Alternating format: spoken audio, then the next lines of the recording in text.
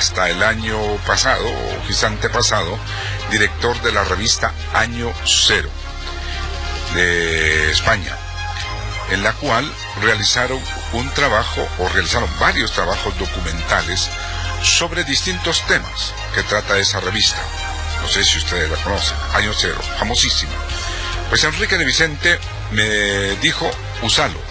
Así que hoy, escuchen ustedes el tema que nos he venido hablando en esta semana y que corresponde precisamente a lo que es el encuentro que tendremos. Ya estaremos avisando. Escriba por favor a proyectosiglo30@gmail.com o a geopguatemala@gmail.com su interés por participar. Nosotros estaremos, no es un compromiso, estaremos avisando cuándo y el costo, ya que será con toda la comodidad de un hotel. El tema, por primera vez en Guatemala, el curso o encuentro sobre casas infestadas. Aquí está el documento que Enrique de Vicente, exdirector de Año Cero, en su momento me dio para que yo pudiera utilizarlo. Escuchen ustedes con atención, porque es un tema universal, diríamos, un tema realmente histórico y de trascendencia en el mundo, que muchísimas personas están padeciendo, vivir en un lugar infestado. Estaremos con toda la explicación del por qué sucede y cómo tratar el fenómeno, con ilustraciones, con testimonios. Primera vez en Guatemala. Gracias. Escuchen ustedes entonces este documento.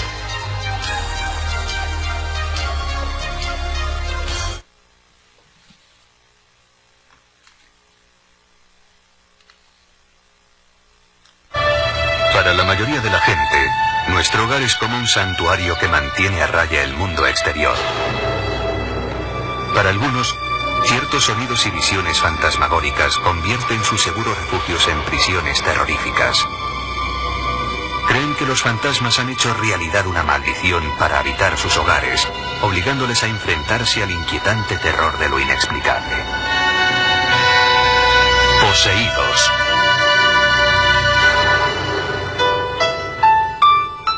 Desde el día que se casaron en 1987, el agente de policía Tom Brown y su esposa, Linda, habían soñado con ser propietarios de una casa.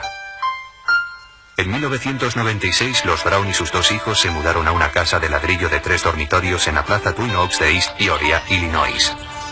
Su sueño por fin se había hecho realidad, pero muy pronto se convertiría en una pesadilla. En su primera noche en la nueva casa, Tom y Linda estaban profundamente dormidos cuando desde el sótano les llegaron unos violentos ruidos. Sonaba como si alguien estuviese cambiando de sitio todo lo que guardábamos en el sótano.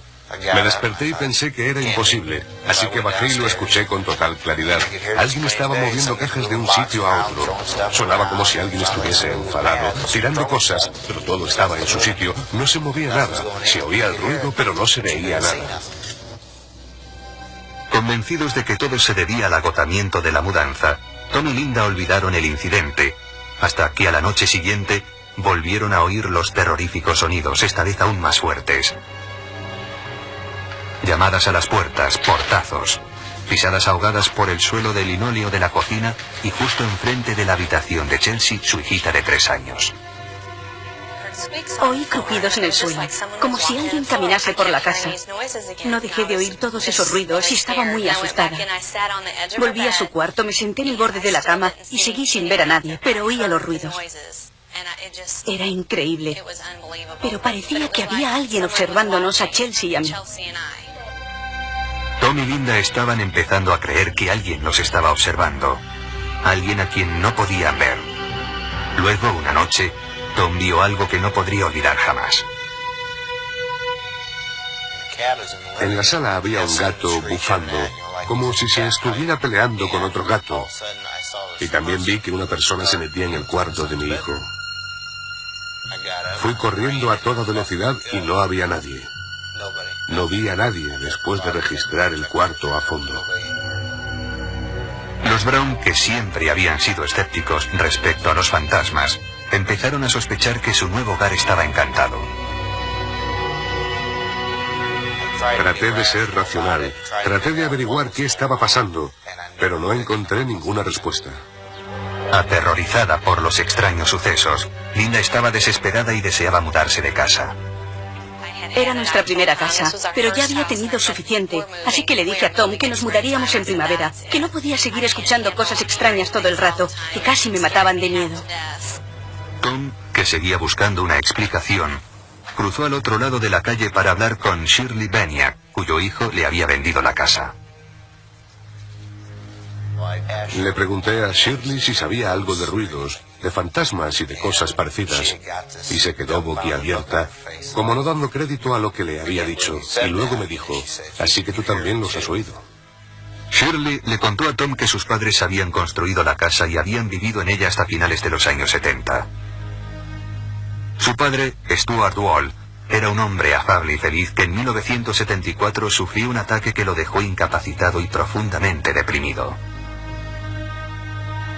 La idea de ser una carga para su familia amargó su vida. Una noche se dirigió a la habitación del fondo de la casa, donde ahora dormía el hijo de 2 años de los Brown. Se quitó el cinturón y se ahorcó con él. Shirley descubrió a su padre apenas con vida y lo descolgó. Mientras yacía entre sus brazos, ella pensó que trataba de pedirle perdón, pero no llegó a decirlo. Shirley le dijo a Tom que creía que el espíritu de su padre estaba atrapado en la casa, tratando todavía de pedir perdón. Esta historia por fin convenció a Tom de que su familia y él estaban viviendo con el espíritu de Stuart Wall. Tom se sentía indefenso, sin nadie a quien recurrir, hasta que en el periódico local leyó acerca de un hombre que investigaba casos de encantamiento. Rob Conover, un antiguo investigador privado, se burlaba de los que creían en fantasmas hasta que una noche decidió demostrar que una supuesta casa embrujada no era en realidad más que un engaño. Estaba convencido de que allí no había nada, pero empezaron a ocurrir cosas que demostraban lo contrario. Crucé la puerta y sentí como si miles de diminutas agujas de hielo me atravesaran el cuerpo, y entonces todo se quedó en calma. En ese mismo momento pensé que allí sucedía algo. Y cuando salí de la casa la mañana siguiente, mi actitud había cambiado por completo. Esta experiencia convirtió a Conover en creyente, obligándole a cambiar su título profesional de investigador privado por el de investigador paranormal. A partir de entonces se dedicó por entero a la caza de fantasmas. Después de hablar con Tom acerca del supuesto espíritu de Stuart Wall, Conover accedió a investigar aunque con reticencias. Muchas veces tengo que decirle a la gente que no se trata de un espíritu, que lo que está produciendo el ruido es un frigorífico averiado, o el aire que circula a través de la chimenea en un momento determinado, produciendo un ruido que suena casi humano, como pasos, o quejidos, o gritos, o cosas por el estilo. Sin embargo, el cazafantasmas declara que es capaz de decir cuando un espíritu es real. Dice que es sensible a lo que él llama energías en las casas que albergan espíritus. Busca unos supuestos puntos fríos que dice que señalan la presencia de un espíritu. Cuando entro en una zona en la que hay un espíritu, me invade una sensación que resulta muy difícil de describir. La mejor forma de describirla es como una descarga eléctrica fría, sin ningún dolor, desde los dedos de los pies hasta la cabeza. Después de la primera entrevista con Tony y Linda, recorrí la casa y decididamente capté sensaciones. Conover sentía al fantasma en los mismos lugares en los que los Brown habían oído los ruidos. Estaba seguro de que Stuart Wall se había convertido en un espíritu atormentado que merodeaba por las habitaciones de la que había sido su casa y ahora era su purgatorio. Conover decidió ayudar al fantasma a encontrar la salida del mundo de los vivos para pasar al otro nivel.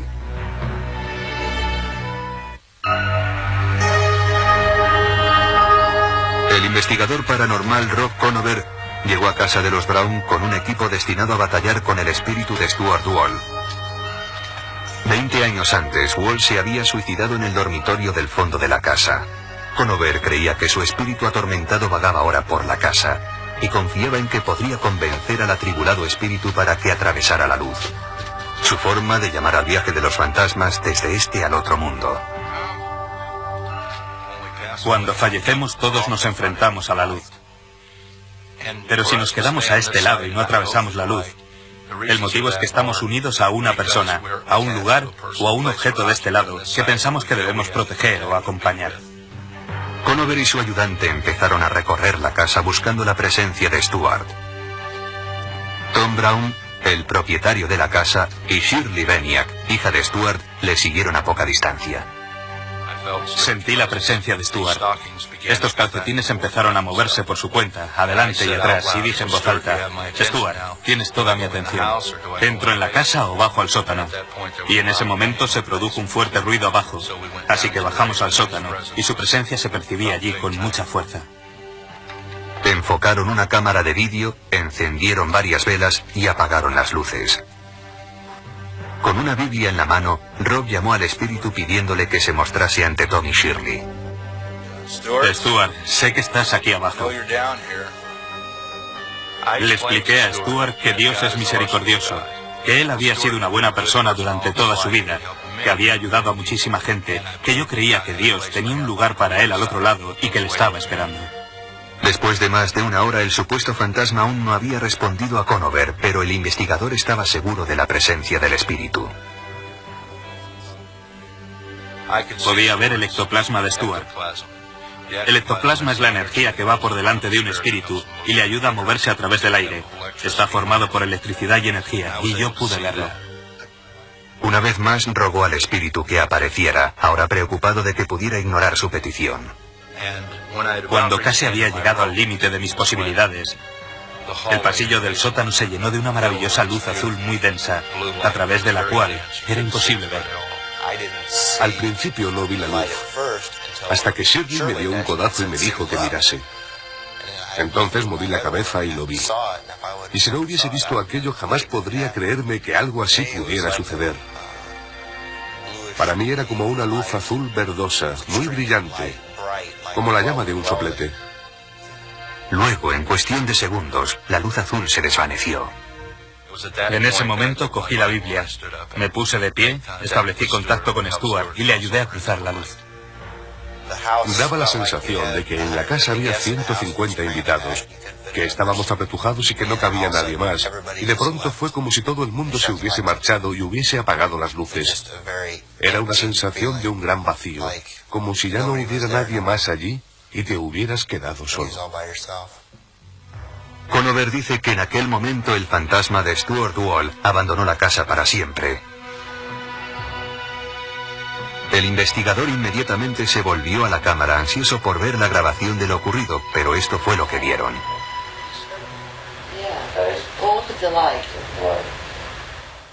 Tom, como buen policía, me pidió ver la cinta, convencido de que aparecerían las luces. Así que pusimos la cinta y se oían nuestras conversaciones, pero no se veía ninguna luz. Shirley preguntó por qué, y yo le dije que se debía a que nosotros éramos los únicos que debían ver esa luz. Desde aquella noche, la calma ha vuelto a la casa de la plaza Twin Oaks. Los misteriosos sonidos y las terroríficas visiones han desaparecido.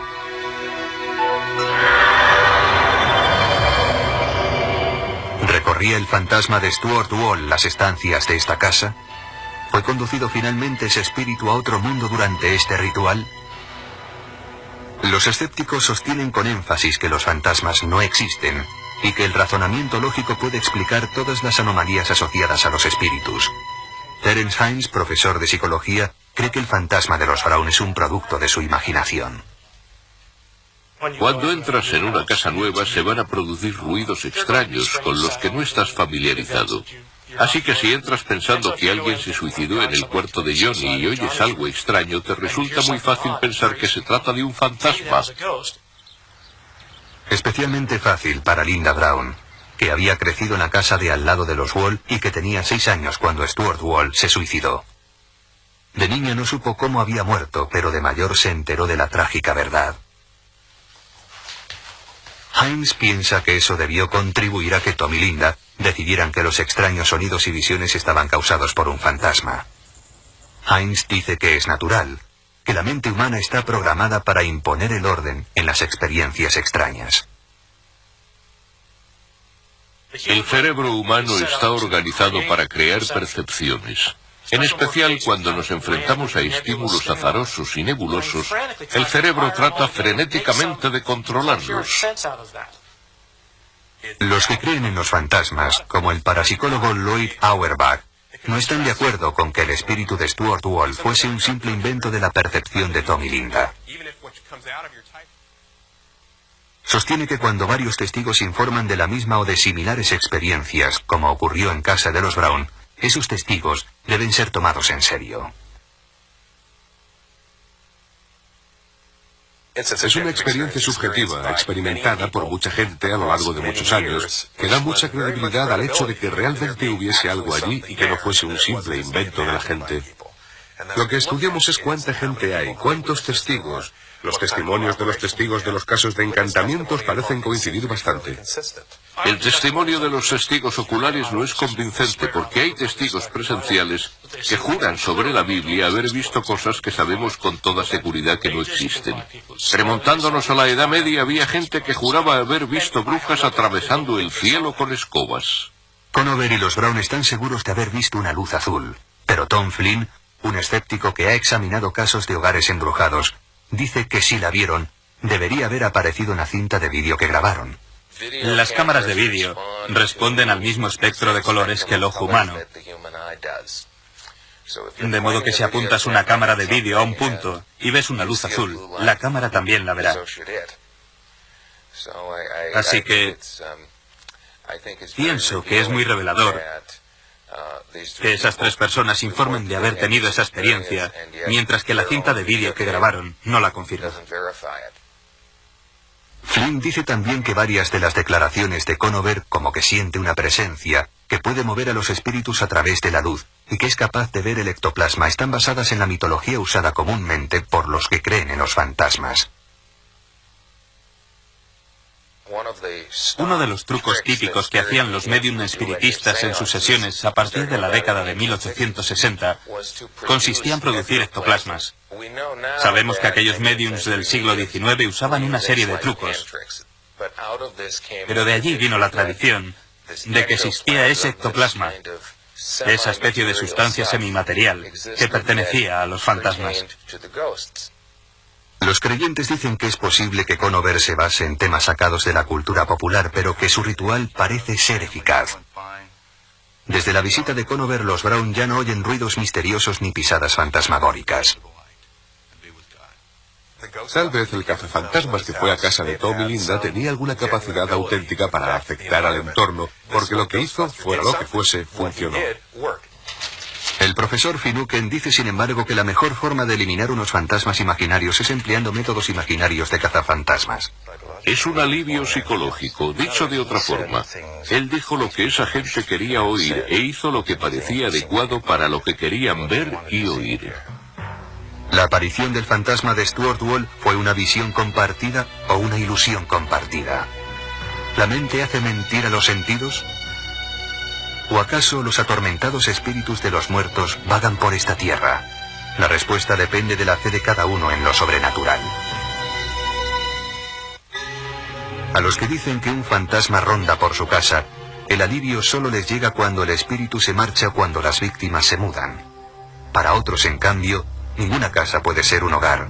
Para estas familias no hay ni descanso ni salida.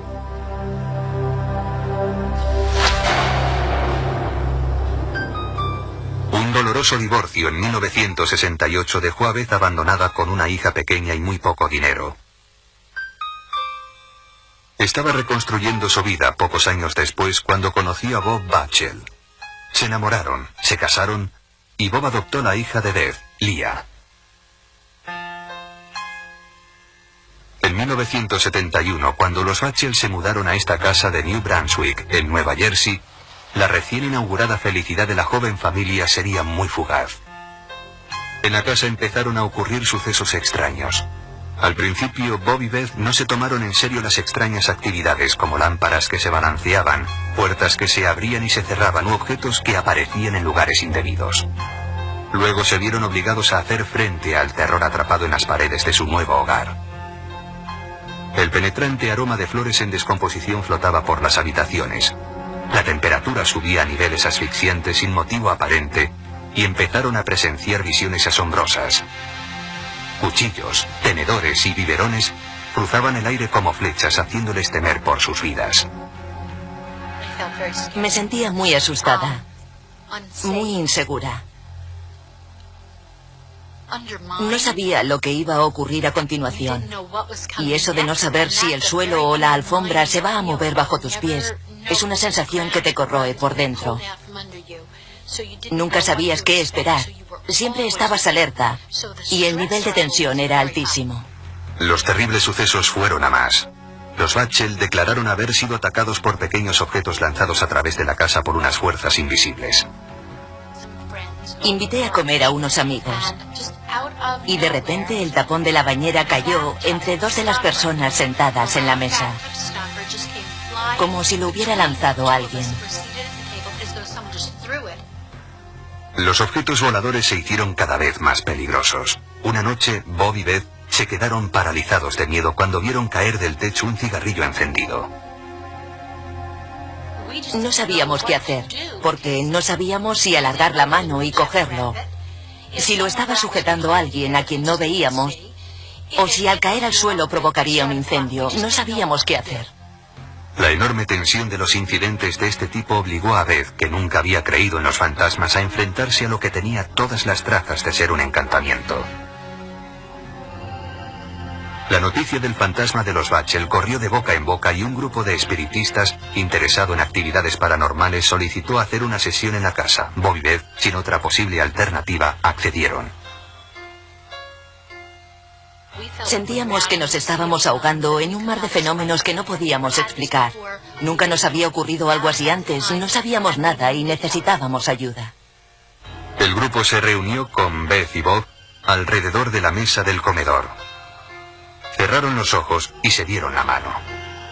Cuando la medium convocó a los espíritus, el fantasma empezó a hablar a través de ella. Beth grabó en secreto la sesión. Can you tell us your name? It's my land. And you get out. Well, if we could investigate to see if it is your land, maybe we wouldn't be out, but you'll have to help us and tell us what your name is. My name is George Baxter. George Baxter? This land belonged to me. I bought it in the year 1872. Now you look that up, mister. We will, George. Al día siguiente, Beth fue a la biblioteca de New Brunswick para investigar la historia de la casa. Descubrió que George Baxter había comprado la tierra en 1872.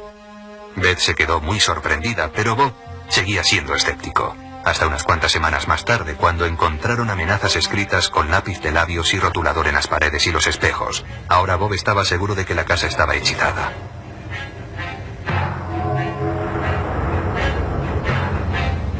El enfurecido fantasma perdió los estribos, escribiendo mensajes terribles a la familia. Lo que estamos viendo son las notas auténticas que Bob dice que escribió el fantasma. A medida que aumentaban los supuestos hechizos, los Bachel ya no pudieron mantener a su hija de 8 años a salvo del fantasma. Yo sabía que estaba ocurriendo algo. Había que ser un idiota para no saberlo. Cuando el día de tu octavo cumpleaños te levantas por la mañana y hay cruces rojas pintadas por todas las paredes y carteles que dicen «Muérete». En 1972, Beth tuvo a su segunda hija, Lisa. La amenaza que se cernía sobre las dos niñas era cada vez mayor. Según Leah Bachel, a esas alturas, el fantasma ya había dañado su infancia de forma irreparable. Era una casa infernal. Por lo que a mí se refiere, esa casa destruyó a la que antes de mudarnos allí era una niña normal de 4 años. Odio esa casa. Aún sigue siendo un misterio qué son, pero al menos no es un misterio que existan.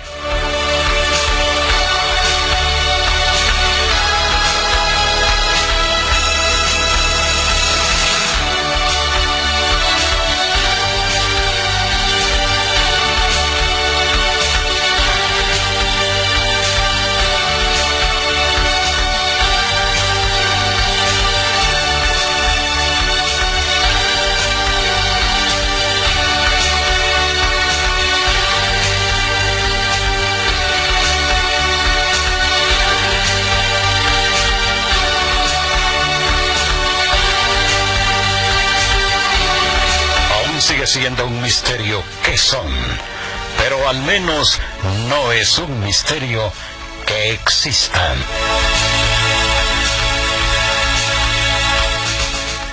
Buenas noches. Casas encantadas, casas embrujadas, casas infestadas, que existen, sin duda alguna, y son miles de personas, e históricamente se sabe que en la antigüedad también se dejaron registros de ellas. Así que, ¿quiere usted entrar al misterio? El grupo Geop y su servidor, Siglo 30, el programa de lo increíble, está organizando el primer encuentro, primer curso, si usted quiere, temático en el área de la parapsicología, cuyo título es Casas Encantadas, Casas Infestadas, con multitud de gráficas, testimonios, con la comodidad de un hotel donde usted podrá estar bien, donde recibirá la instrucción para poder aconsejar o solucionar su problema. Escriba a Proyecto Siglo 30, Proyecto Siglo 30, 30, @gmail.com o a Geop Guatemala, todo minúscula, @gmail.com, manifestando su interés. Quedará registrado y en el momento oportuno estaremos indicando sobre el lugar exacto, la hora, los días por supuesto, y el costo, ya que tendrá un costo para cubrir, por supuesto, los gastos. Habrá un coffee break donde departiremos sobre estos fenómenos, no para causar terror, sino simplemente para enfrentarnos a él y solucionar muchas veces los fenómenos que afectan terriblemente, como lo han escuchado, a familias enteras. O simplemente para información de ustedes, para pasar 2 sábados con el misterio y el tema por primera vez en Guatemala, casas infestadas. Que las hay en Guatemala, ustedes han escuchado muchos programas donde nosotros hemos estado en lugares de esos. Proyecto Siglo 30 @gmail.com y geopguatemala @gmail.com, y estarán ustedes también informados a través de la página www.siglo30.com, que está a 8,000 entradas nada más del millón, no, de los 2,5 millones de entradas. Un abrazo a todos y los esperamos en el momento oportuno para poder compartir el tema Casas Encantadas. Gracias por estar con nosotros y Siglo 30, el programa de lo increíble.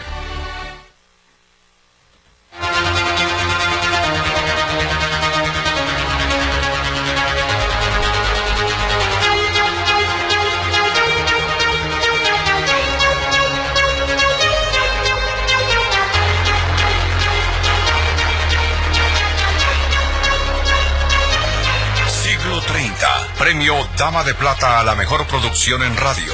Galardón en el Pasillo de la Fama de TGW y Radiodifusión Nacional. Declarado como el programa de la educación no tradicional por el ministerio respectivo. Reconocimiento a la producción en radio otorgado por AIR. 16,000 estaciones de las 3 Américas. Récord mundial con más de 4 décadas continuas transmitiendo el realismo fantástico. Siglo 30. Una voz en la noche. La noche, la noche, la noche.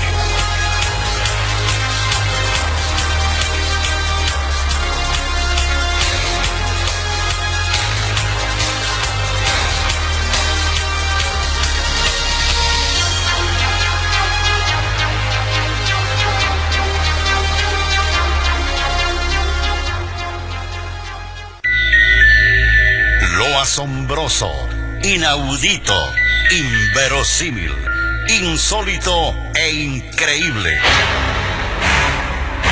Un mundo de misterios en el programa Récord Mundial, produciendo radio en este género de temas. Siglo 30. Historia en la radiodifusión nacional. OVNIs, fantasmas, sucesos paranormales, ocultismo. Los enigmas de la historia y el universo. Noticias inusuales. Lunes a viernes a las 21:30 horas. Aquí en Sonora, la radio que cambió la radio.